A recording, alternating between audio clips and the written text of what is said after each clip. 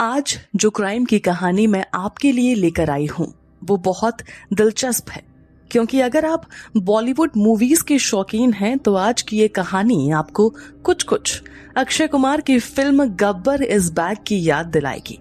जिन लोगों ने ये फिल्म नहीं देखी है उन्हें बता देती हूँ कि फिल्म का जो मेन कैरेक्टर है वो कुछ ईमानदार लोगों की मदद से भ्रष्टाचारी यानी करप्टेड लोगों को सबक सिखाते हैं और कई दफा तो उन्हें जान से मार देते हैं। कुछ एक डिटेल्स को छोड़ दिया जाए तो आज की ये क्राइम स्टोरी बिल्कुल वैसी ही है, जहां एक शख्स ने एक के बाद एक कई हत्याएं की। उसने ऐसे लोगों को शिकार बनाया जिन्होंने किसी के साथ गलत किया था, बलात्कारी, हत्यारे, डकैत और न जाने किस किस तरह के क्रिमिनल्स को उसने मौत के घाट उतारा। आप लगाइए कि इस शख्स ने खुद अपने पिता तक को नहीं छोड़ा और उन्हें भी उनके किए की सजा दी, और वो भी बहुत खौफनाक तरीके से। कौन था ये शख्स और क्या है इसकी क्राइम कुंडली, चलिए आपको भी बताती हूँ। 17 जून 1954 ब्राजील के मिनस गेरेस में पेड्रो रॉड्रिग्स फिल्हो का जन्म होता है। जब पेड्रो पैदा हुआ तब उसके माथे पर एक निशान था, जो निशान उसके पेट में रहते हुए ही पड़ गया था। बताया जाता है कि इस निशान का कारण उसके पिता थे। दरअसल एक बार लड़ाई झगड़े में पेड्रो के पिता ने उसकी मां के पेट पर लात मार दी थी, जिसके कारण उसके माथे पर यह निशान आया था।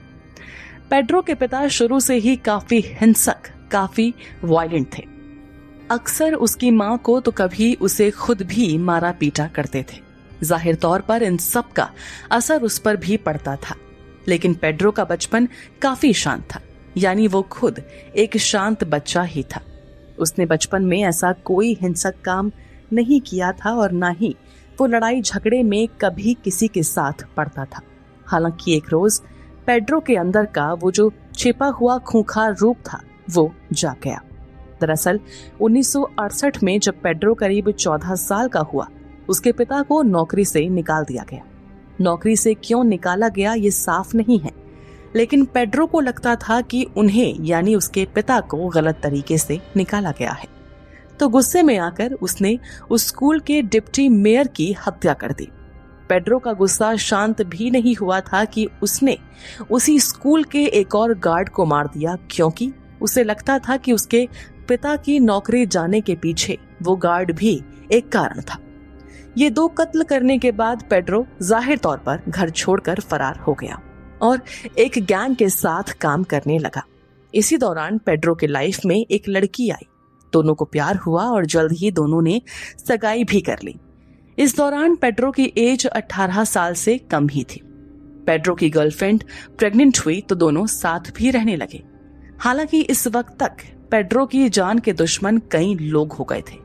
पेड्रो जिस गैंग के लिए काम करता था, उसके दुश्मन गैंग के कई लोग पेड्रो से बदला लेना चाहते थे।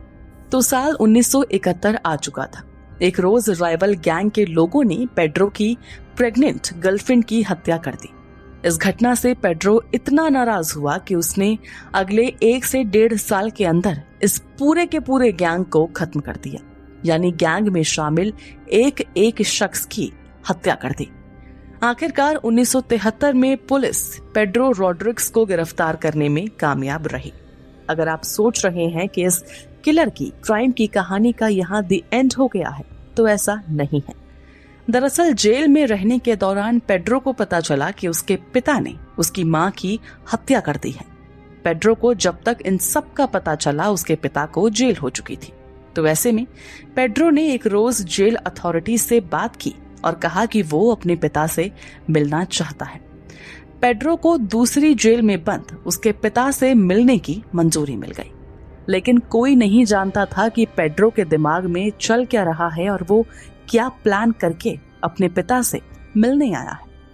जब दोनों की मुलाकात कराई गई तो थोड़ी ही देर बाद पेड्रो ने अपने पास से एक पैनी चीज निकाली और अपने पिता की हत्या कर दी। वो इतने में ही नहीं रुका, उसने अपने पिता के शरीर से उनका दिल निकाला और नोच नोच कर उसे खाने लगा। अफरा तफरी में उसे बाहर निकाला गया।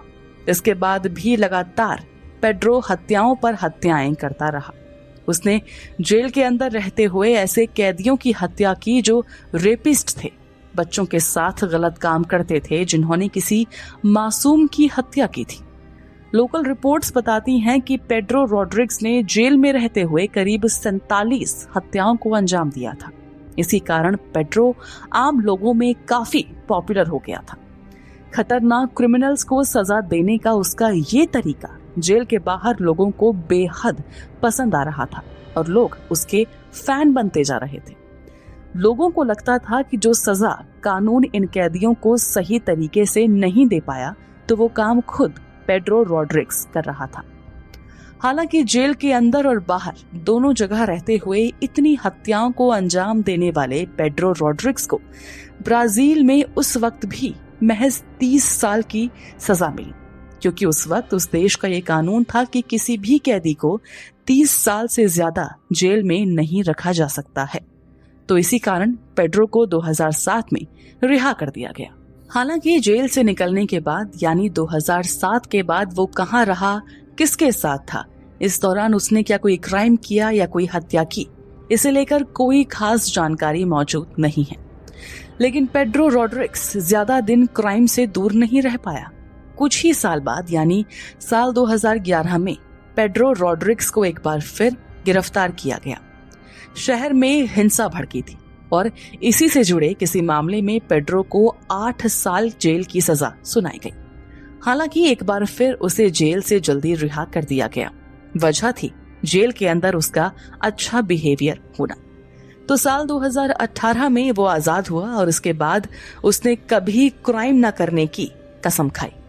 इसी दौरान उसने एक YouTube चैनल खोला जहां वो अपनी जिंदगी को लेकर, अपने क्राइम्स को लेकर बात करता था।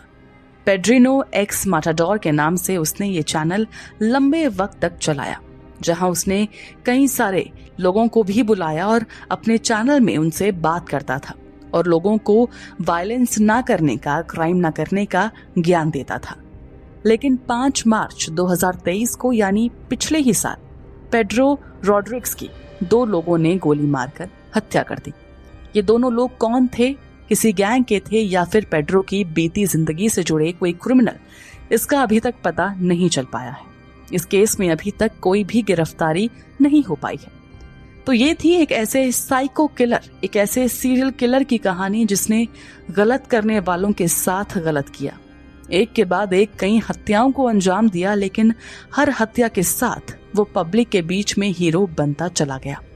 वैसे यहाँ बता दूं कि पेड्रो को कोर्ट ने कुल 70 हत्याओं के लिए दोषी माना था, लेकिन उसने हमेशा ये दावा किया कि उसने 100 से ज्यादा लोगों की हत्या की थी।